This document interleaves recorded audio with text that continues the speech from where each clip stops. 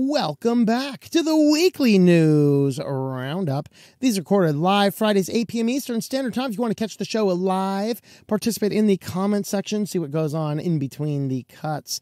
Maybe catch it every once in a while. We might cut an article, see the spiciness online here.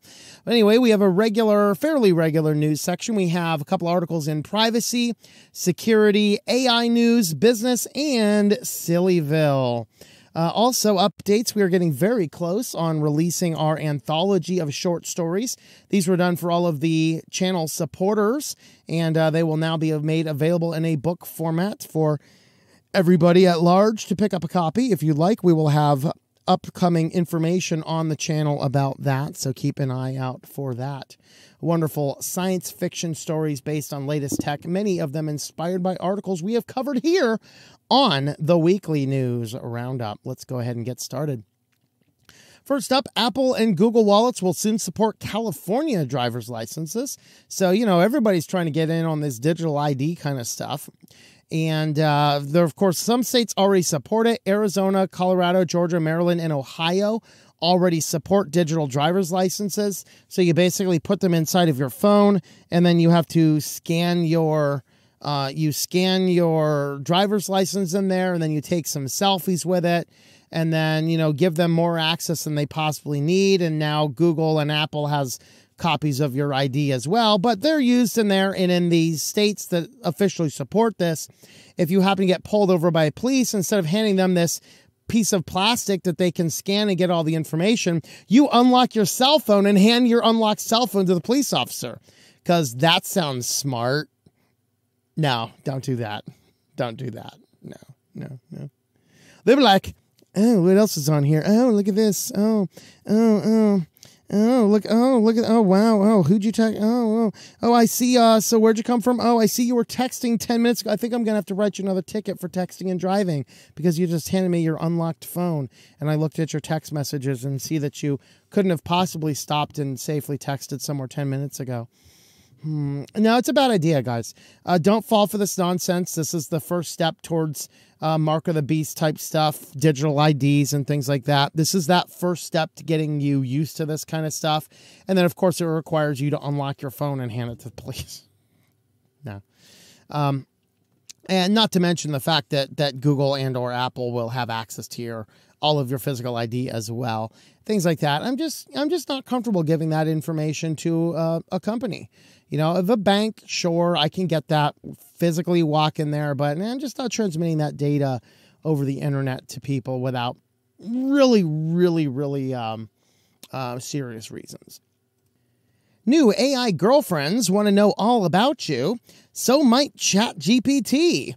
So this deals with that trend of people now getting super involved in these romantic AI chatbots. And, it's one thing having in-sync digital, get down, with their, the first song. Is that the first confirmed song on cybersex, I guess? It's one thing to do that. It's another thing altogether when you're doing it with a company. And then it's a whole different thing when that company is taking in, storing, and collecting all this stuff. And then, of course, we know that these companies, they're not all just running AI models. Many of these AI models are going over to overseas to contractors, and the contractors are verifying and checking, is the human response, the AI response good, things. This is what came out, Amazon had all these AI run stores. It was just thousands of Indians watching every person as they came in and out, verifying everything, which is why you didn't always get your stuff out. But now people are involved in these romantic chat bots, and I can only imagine the type of things they're saying to these digital gals when nobody else is looking. Meanwhile, all this data is probably going to some data center with some Indian dudes over there listening to you having digital cyber sex with your robot. I don't know, that type of job. I don't know. But now, of course, the big ploy with all this is to cram AI into everything, because most of these AI systems, unless it's the open source AI stuff that, like the Linux Foundation is starting to get involved in, these are all connections that go back to these big companies. ChatGPT is OpenAI. That goes back to Microsoft. Of course, Llama goes back to Meta. Gemini goes back to Google. Copilot, of course, also goes back to Microsoft. It looks like there's becoming a little bit of a separation split between Microsoft and OpenAI, despite Microsoft actually selling it. Then, of course, there's thousands of these other just little AIs cropping up that are all, hosted on other company servers. They're utilizing these resources to collect and harvest data and using that data against you to monetize and extract every piece of dollar out of you. Avoid this trend. I just say avoid AI in general, but if you are going to use AI, please do not use AI to engage in the digital get down with your robotic girlfriend. I mean, really. Do we have to say that? But it is 2024, so such things might actually have to be said. With that, let's move on over to our security news next. First up, there's a huge increase in phishing scams, including HR and IT subject lines. I'm actually getting a new one right now, which honestly I looked at and thought was fairly legit. So I kind of waited a little bit and investigated some other things going around. It is one regarding domain registrars. And so, if they know you're involved in domain registrar business, which I am, there's a lot of rules that regulate ICANN regarding the verification of your domains and things. And I've had to do those domain verifications, like contact information verifications, which is usually done through the specific registers. Well, I'm getting some emails that are allegedly coming from ICANN itself. As you look at them, because half of the things in that industry look scammy anywhere. You go to transfer a domain, the email you get looks like a scam. And it's just, I know what I'm looking for, so I don't do it. So this thing comes to me, and it's like, is this legit? And I think this might actually be legit. So I waited. Then, of course, I look back through the email, and I find like 4 of these. So I check all of the return links, and they're going to different domains and things like that. It's like, okay, yeah, definitely confirmed scam. Of course, not related to this particular story, but I also got that Pennsylvania Turnpike text scam on a generally unlisted number, but it's the number that I have listed with the state as the registration for my vehicle. And I drove perilously close to the turnpike. So I drive perilously close to the PA Turnpike, which I don't usually do. Within a week of that, I received the scammy text message to an unlisted number, which is connected to the DMV in my state. I think that this scam is coming from maybe a data leak in the state. I don't know, just a thought. But now we have HR and IT subject lines. I get a ton of them about verifying your email or your inbox is full. Those are really funny because they propose to come from cPanel, but I'm the administrator for my cPanel account. So those aren't legit because I'm not sending myself emails unless I'm doing it late at night or something. And I do get, I actually get a number of HR scams as well in my inbox. Here's the new vacation policies from the HI department for my company. It's like, I'm so successful, I have an HR department and I don't even know it. I mean, go figure. I didn't know I hired this HR person. Come back, do your job. Hire more folks. We're busy here, man. But just be aware that HR and IT scams are going about. You really got to assume every email inbox in your email is a scam, which in itself is a challenge. Of course, I had to reach out to a client. I worked with one particular client building a website last year. Actually, I think they found me from the channel. So if you know who you are with the business in Pennsylvania, reach out to your boss and let them know hosting is due. But I'm actually emailed this company contact I had. It bounced back. So I called the company on the website. And I get the email for the other guy. I sent him an email a couple days ago. Haven't heard anything back yet. So I'm going to give it about a week or so. If I don't hear anything, I'm going to send them a letter. Hey, this is what we're doing, all this kind of stuff. Send them all the verification we can and things like that. If I don't get a response in a couple of weeks, I'm just going to have to shut the website down. Because it's like, but at the same time, I understand their position because I didn't work directly with the owner of the company. Now the owner of the company is getting an email from somebody he's never done business with saying, hey, I'm the guy that runs your website and you got to pay for it. Yeah, this is a shady spot. I mean, it's not too far away. Maybe I should show up at the business. I don't know. Or if you're still watching my channel, person I worked with, you know who you are. Let your boss know that it's like legit. I'm trying to reach him. Hosting is due. I need that paid for. I'm going to have to close the account. But just be aware, scams are everywhere. Of course, Microsoft now patched a bug that could have allowed an attacker to revert your computer back to an older vulnerable state. It's called a downgrade attack. So you have a completely patched system, but they can still get in there and downgrade your system back to a vulnerable state, and then use known Windows vulnerabilities to infect your Windows computer. Fortunately, they patched this one, but we actually get a chance to see a little bit about what it is. They patched the ability for them to do that. I'm not sure exactly how they were doing it. I didn't see any information in the system here about how that would happen to work. But they did indicate that these particular patches, the two vulnerabilities are CVE 2024-38202, CVE 2024-21302. Those would allow hackers to downgrade, and there is some updates you can check. KB 504-1585 in Windows 11 and KB 504-1580 in Windows 10 tells you that your system is patched from the downgrade bug. So there you go. That's an interesting bug. Never seen that one before. That was a novel security risk. Of course, I'm running Linux. Downgrade me to the latest Windows all you want. Yeah. Well, if you want to help support the channel, we do use affiliates. Today we are highlighting A2 Hosting. If you want to help support the channel and you need a website, you can consider looking at A2 Hosting, tlm.li/A2H. You get really good hosting starting at $195 a month. And of course, it moves up depending on how much server space, how many websites, bandwidth, things like that. You can go ahead and look into all of those. And that'll help support the channel and give you a really good deal on web hosting. So again, that's tlm.li/A2H. And with that, let's have a look at AI news next. So first up, this person went to a party, tried to reassure a friend about AI, and ended up spooking both of them.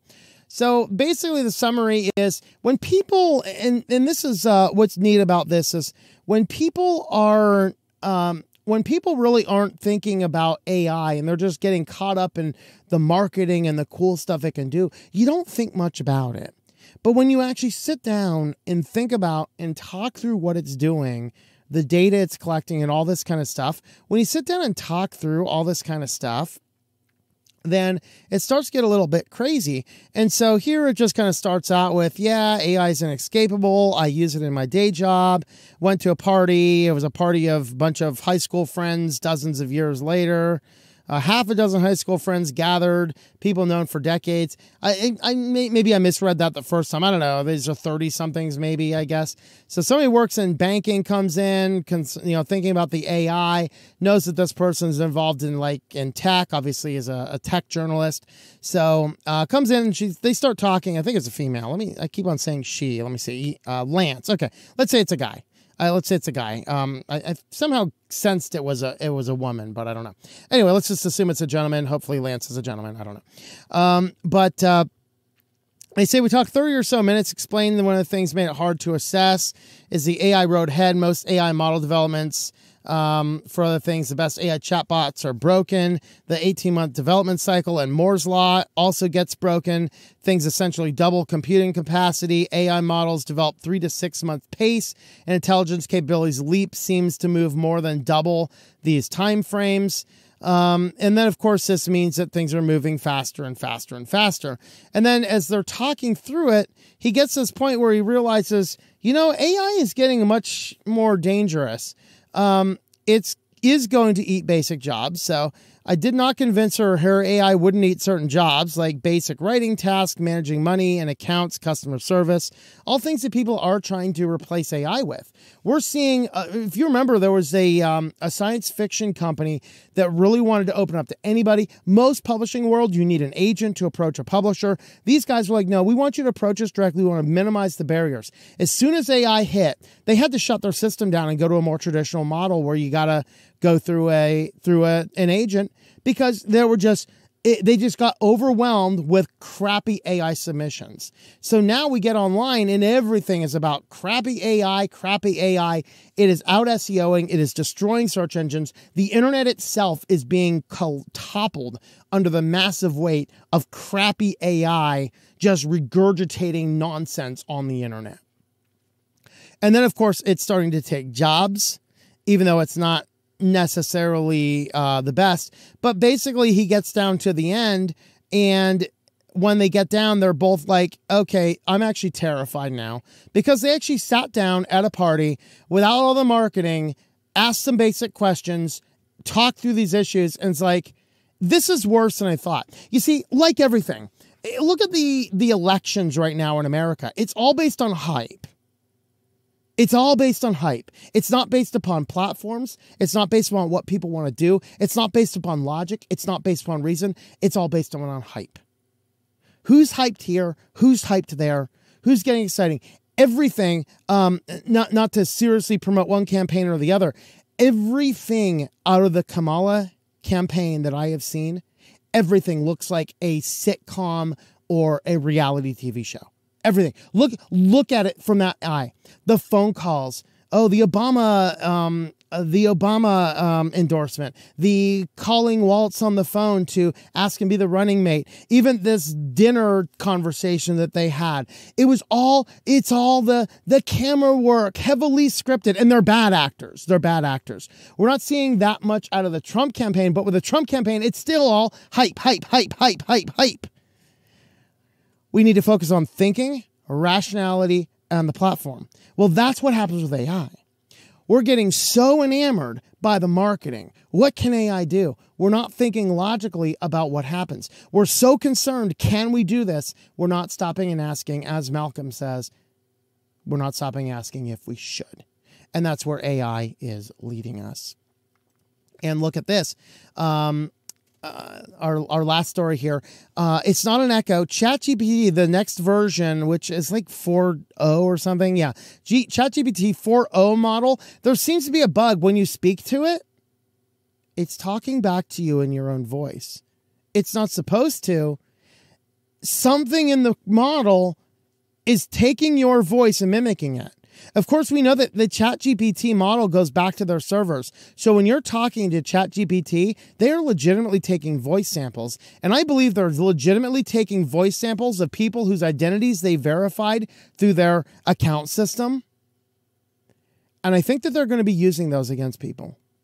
Be careful talking to ChatGPT. Be careful talking to technology as a whole. I still see people talking into their phone to write text messages. Stop doing that. Use your fingers and type a message. Don't give Google your data, even if you're not using the Google services per se. I see it all the time. It is easier to type than it is to talk into your phone and get it right. Not to mention, if you're doing that on a Google phone, Google is restoring and recording all of that stuff. The same thing's happening here. It's not supposed to respond back to you in your own voice, but it is. They are sampling your voice. They are sending it back to the servers. They are going to be using that for different things down the road. They are going to be, right now, it appears as though they are training your voice and there's a bug that is echoing your voice back to you rather than the voice you're supposed to be selecting. Be warned. This stuff is dangerous. With that, let's have a look over at our business news next. First up in business news, we wanted to mention this just briefly because of the significance of it. Former YouTube CEO Susan Wojcicki, aka Susan Wiki, has died of cancer at age 56, 8 months after her son, 19, was killed by a drug overdose. This caused a lot of interesting questions online. Obviously, from the human angle, I don't wish death on anybody, and even the family. She left behind a 10-year-old child. That 10-year-old child is really grieving the loss of that child's mother. I don't know if that's a boy or a girl. So we have to really feel a lot of remorse for the family. But we also have to recognize that Susan was a person that did a lot of serious harm to a lot of YouTubers, including myself. You know, I apparently am on the right side of all the goofy crap that we still can't talk about on YouTube. And, you know, we've had videos taken down for it. I think my channel was watched more closely because of that. I have had a number of what I think completely unjustified community strikes, not just for that, but for other things that are clearly not community strikes either. And I think all that started because of my stance on that. And that all came down from this person who, on other channels, were gleeful about the censorship and about trying to control the narrative. Now, I did want to mention, as we were discussing this last night, and one person in the supporter group said that it's possible that just due to her position, she might have had to take a censorship stance, even if she didn't want to. As he was talking about a politician in his country who said after he was out of office and, you know, nearing the end of his life, I guess, saying, yeah, there was stances I had to take that I didn't personally agree with because it was literally my job to do it. And it was what was in alignment with my party, even though I disagreed with it. I want to give a little bit of thought to that idea that it's possible that Susan was forced from on high to do some of that. But based on a lot of other interviews I've seen, I personally don't think that's the case. But we cannot discount how much havoc she wreaked on censorship, on the world. This woman did a lot of bad things. I want to obviously temper that, understanding that, you know, her husband is grieving, her child is grieving. Of course, their family lost another brother as well. And so there's some tragedy coming in, but part of me asks, I don't know. I don't even know if I air those necessarily, but it's interesting that a person who engaged in so much damaging censorship is cut that short in life. Some people have speculated, was it because of censoring things that she might have taken that caused this to happen? Maybe. Or maybe it's just the fact that she's lived her whole life in San Francisco, which is one of the most polluted cities there is, and lung cancer is common. I don't know. But I did want to mention that because it is significant when the former highly influential CEO of YouTube dies, and YouTube is our primary platform. So we wanted to give some thought to that and thinking about it. Moving on to other news more closely aligned with the channel, Redbox has inside of its bankruptcy. Of course, we mentioned this. It was speculative. A lot of people bought things that was called buying through their Redbox app, and that content is going to be apparently lost as the app is shutting down more and more places. So the Redbox app is officially axed. It still technically works. Right now, some people can still access some of their content, but there's people that have lost thousands and thousands of dollars of movies they purchased, understanding they should purchase. I think that Redbox, even in the bankruptcy, needs to have enough integrity to allow people to download download a digital copy of the things that they purchased, because honestly, that's the case. Now, of course, this would open up a different cans of worms, but once again, going back to Rossman, you know, I don't want to tell people to pirate stuff. My approach is to say, buy the movies that you want on physical copies of DVDs and question if it is legal or moral or ethical for you to phase shift that copy into a different format so you can enjoy it how you want. That's my general stance. But it would appear that people who spent thousands of dollars believing that they owned movies that they wanted to watch on Redbox app as much as they wanted, they are now losing it all as the app continues to shut down in more and more places down the road. And of course, I did have to bring this up. If you were unaware, the company that owns Redbox is Chicken Soup for the Soul. And it's that company. It is Chicken Soup for the Soul that is undergoing bankruptcy, forcing this. And is that not the picture of 2024, where our world is so divided and becoming more and more hopeless? I watched the Never-Ending Story You've Never Seen from Minty Comedic Arts. If you guys know Minty's channel, he's an Australian movie reviewer. Love his content. He's got some great stuff. He's talking about the Never-Ending Story, and the Never-Ending Story, of course, the world, as the world gets more hopeless, you know, as people start losing hope, then all of the imagination, all of the joy, just what the world is in and of itself starts to fade away. And he makes that point in that video he just released, talking about, you know, the Never-Ending Story is as relevant today. Well, Chicken Soup for the Soul was that company just gave so many people so much hope. It's 2024 and Chicken Soup for the Soul, the company that gave so much hope, is going under bankruptcy. It's just, the irony is just, welcome to 2024. No more hope for you. Chicken Soup for the Soul is bankrupt. Yikes. All right. For you Patreon supporters, of course, we will promo Patreon at the end. We do have a Patreon page. You can help support us over there. Patreon.com/TOMM. But Patreon is being forced now by Apple into using its own system, which is really brazen, being as that Apple has been found guilty of having to open up payment systems into other things. And it's been accused of being a monopoly over this. And while litigation is pending, Apple's like, hey, Patreon, come here. It'd be really bad if something happened to your business. Because Apple shows up and tells Patreon, if you do not adopt our payment system, we're going to throw you out of the Apple Store app. And so Patreon has looked at all of these options and has looked at everything and said, well, we have no choice but to do this. So if you're a Patreon user, I will highly advise you to not do any of the interactions with Patreon payments over the app itself, because there's going to be extra fees incurred. And you can get around that just by booting up your computer. Even if you're an Apple fanboy, hopefully you have a Mac. Just using a Mac computer, you can do all the payment stuff and set up all your subscriptions on the website rather than doing it through the app itself. So what they're doing is they're forcing Patreon to use that. Of course, this means that Patreon is going to have higher fees. Now, because it's a subscription service, it's a little bit lower.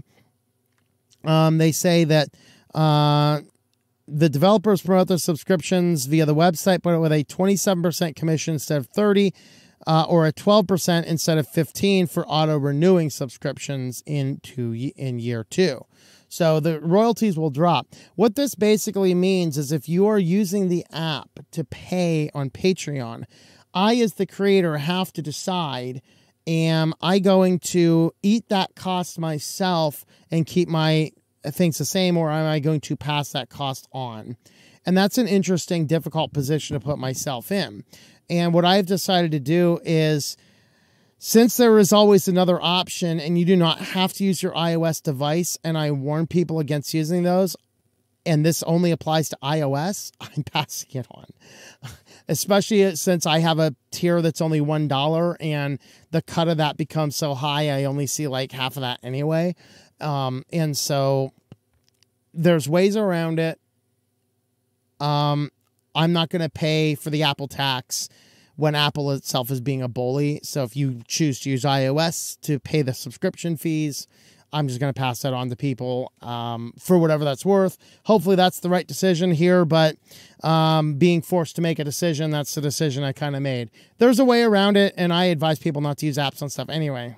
So, and I don't know if maybe you can confirm, can I sign up, use Patreon on the website, do all the subscription stuff, and use the app without going through that for payments? I don't know the answer to that. I have no idea. But regardless, Apple is being a bully to Patreon, and guess what? It is the people supporting the creators or the creators who are paying for it. You're not taking that out of Patreon, and Apple itself is like, we want more money. We are hungry money goons.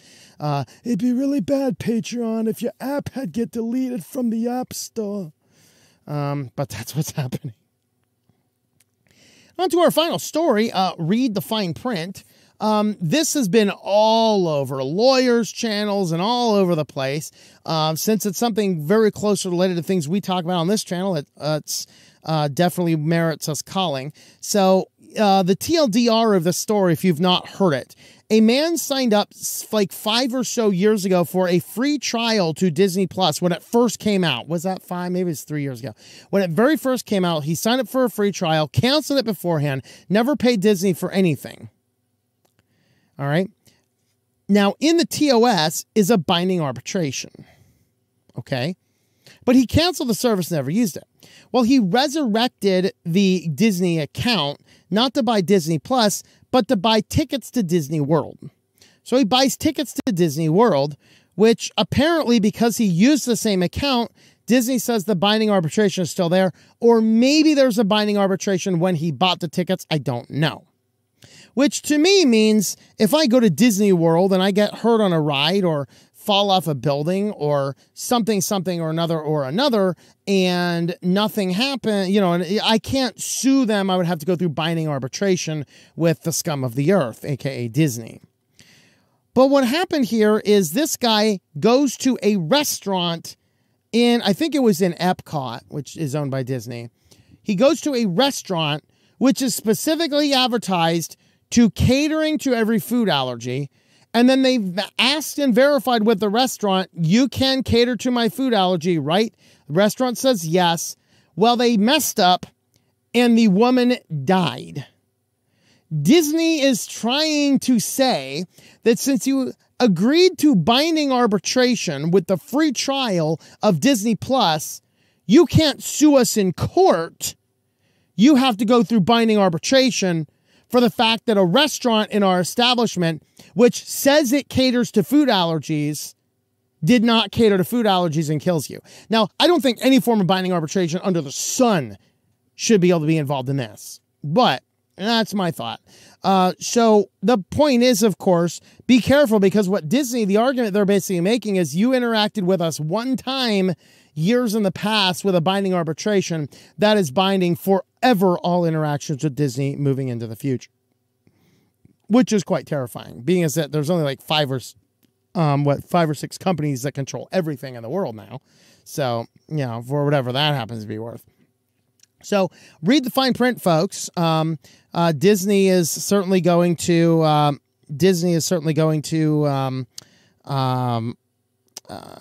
make you go through binding arbitration if they kill you by feeding you a food allergy that they promise is not going to be involved in their products.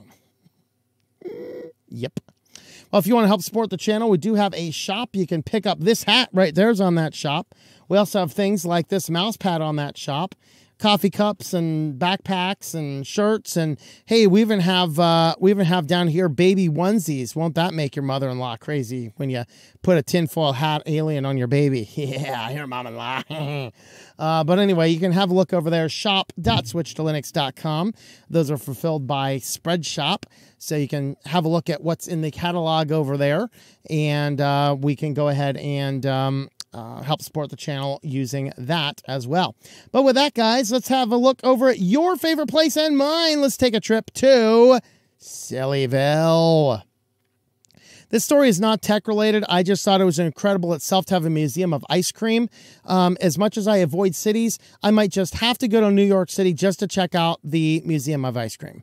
Of course, I might rent a car somewhere and drive it in because I'm not sure I want to bring my van into New York City. But this man, however, is suing the Museum of Ice Cream in New York City because he injured himself jumping into their ankle-deep pool of foam sprinkles. So the Museum of Ice Cream has a sprinkle pool of foam sprinkles, which is amazing. Now, I'm thinking about the crazy litigiousness of our culture, and I actually think he will probably win his lawsuit. I'm going to explain why. Now, they say, of course, it's a really short pit. You can see it's a really short pit. Like toddlers are only into their knees, you know. So it's not exactly a deep place. It's pretty clear. Now, he thought it was like a 4 or 5 foot deep ball pit, like you find it like the old McDonald's. I don't know if anybody still remembers what those were like, the giant ball pits. But in this, he says there's no running signs. There's no diving signs. There's all sorts of signs, but there's no signs that say no jumping in. He says, nor are there any signs about how shallow it is. But he says the biggest smoking gun, if you look over here on the right of the picture, there's a diving board. There's literally a diving board, or at the very least, a jumping board to jump from a height into the ankle-deep pool of sprinkles in the Museum of Ice Cream. And so I actually think because there's this jumping / diving board, he might actually win his case on the basis that diving boards like this, they have to have a minimum depth to jump into. And I'm wondering if that might apply in this situation. Regardless, this is nutsoid. And it might be a little bit odd, but I am predicting he might win his case because A, the number of other signs, none of which said no jumping in or how shallow it was, and B, there's actually a jumping board allowing you to jump into the pit from a height. There is my analysis of the Museum of Ice Cream lawsuit. So if anybody sees an update on that, let me know. And on to the tech-related silly news. A data theft forum admins were busted after flashing their cash in their life of luxury. So these were two Russian nationals that came into the country in 2022 seeking asylum. Of course, these guys, are apparently wealthy people from a country in the middle of a war right now with evil Putin. So why not, right? If there's anybody justified for this. But they started watching these guys, and he goes to a Bank of America account, cash deposits $50,000. He rents a luxury house. The other guy drops $110,000 cash in a Corvette. None of them appear to have any jobs, and it made people wonder, where are these guys getting all their money? Well, after a brief investigation, it turns out that they happen to be the people who run one of the data theft forums that we report on regularly as leaking out the data. So yes, criminals are still stupid. They're going out, they're doing illegal cyber fraud business, and then they're flashing cash all over town without any legitimate job. This is kind of like, picture in the Dark Knight series, Batman Begins, when Alfred's sitting there saying to Bruce Wayne, you should, if those are the first of many injuries, one might have an excuse, go pick up polo or something. Yeah. So if you maybe have a type of job, or at least look like you have a job, before you start dropping cash on Corvettes as a Russian national without a job. I don't know. But a good thing criminals are still mostly stupid. So there we have it. This guy, Mark Zuckerberg, he made a 7-foot statue of his wife. Is he going to be locking people in a fiery furnace soon? Is he going to bring the Meta employees around, bow before the statue of my wife, or you're going into the fiery furnace? And I'm still wondering, why is she blue? But apparently she is. So Mark Zuckerberg did use a lot of his money to build a giant statue. When you're building 7-foot statues of your girlfriend, A, you have a problem, and B, you have too much money on your hands. Maybe think about donating to charity a little bit. I don't know. But I think that's really beyond all these guys. They only donate to charities that they benefit from, which isn't donation to charities at all, but, And on to our final story, of course. We have talked several times on this channel about malvertizing campaigns. This is when somebody creates a malicious website designed to look like a legitimate piece of, a legitimate product, whether it's a downloadable software, Etcher fell in one of these, a few other notable common programs were in these, where if you go and search it up, you'd see an ad for it, and if you click the ad, it's actually taking you to a malicious site rather than the legitimate site. Well, these guys are getting super brazen now. Now a whole lot of ads for Google services are showing up on the Google ad network. Maybe this is reason to break up Google. If Google itself is serving ads through its own platform to malicious versions of its own software, maybe Google is a little bit too big for itself. It might be about time it topples itself under its giant. Where's Jack and the Giant Beanstalk? So here is Google.com. Here's information. Look for studio.google.com. Here's Looker Studio. Okay, so these are all fake. Here's Google Analytics official. These are fake Google ads. Okay, so yeah, this is official for Google Calendar. Here's Google Earth, official Google Maps, and all of these are malvertising campaigns. So if you look at them, they look good because Google has this thing where you can write in a description where the URL goes, but you can put a different URL where it actually goes. Did you guys know that when you're setting up a Google ad? You can give it the title. You can write in a URL where it says it goes, but then you can put in a different URL. Now, the reason for doing this is they assume people would type in their main website here in the URL bar, but then you'd click a link to a landing page for something targeting that particular ad. So if I have 4 different ads, I might create 4 different landing pages, and I would use it for A, B, C, D testing and marketing to see which ad is more effective by landing you on a different page and then logging the events of those 4 different pages through Google Ads. But all of them would have the same thing listed there. But you can put a different location then there, and it doesn't have to match the domain listed in that. So the fake Looker Studio is lookerstudio.google.com, but it looks like it's probably I'm not sure. They might be blocking out what the final TLD is. I'm not sure exactly what they're doing here, but they're definitely doing something funky. Here's lookerstudio.go, or they're using ASCII codes. Basically, it's all scams. It's all malvertising for Google's own services on Google's own advertising platform. So it's toppling under its weight, folks. If you ever want to know why you need to run an ad blocker, do this. You got to switch browsers, by the way. I believe it is, if not the current version of Google Chrome that just rolled out, the next version of Google Chrome rolling out very, very soon. uBlock Origin no longer works. Most other ad blockers no longer work.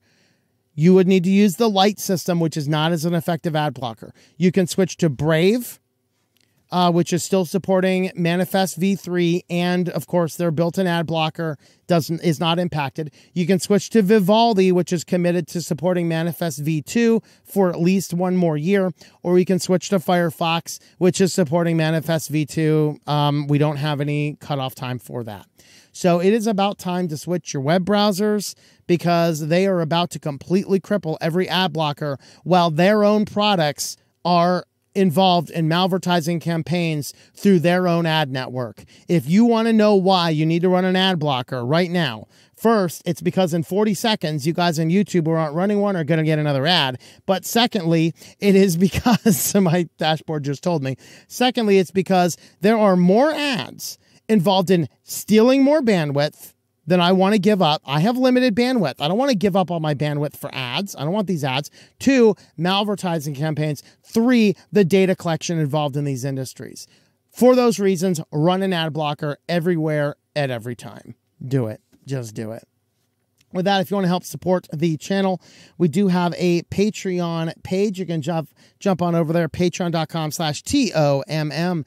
You can jump in on over there. You can help support the channel as little as $1 a month. We will be returning to our short story series soon. Of course, our short story is going to be out. We kind of picked a title that's a variety of different ones in there. But stay tuned for that. Of course, we also have locals, and we have Subscribestar as well. So you can support a number of different places. With that, guys, thank you for watching, and I hope that you enjoy switching to Linux.